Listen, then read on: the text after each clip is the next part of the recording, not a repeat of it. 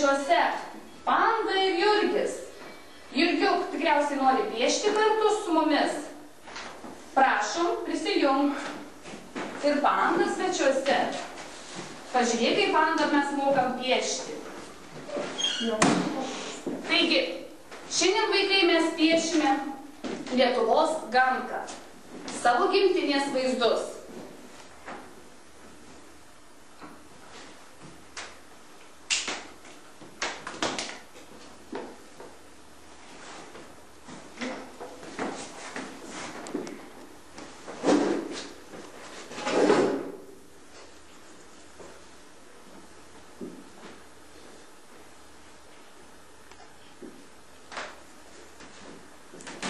Išrašę švarę aplinką, neterškime jos. Jurgiuk, ar patiko tau piešti su mumis? Labai patiko. Ačiū tau, Panda.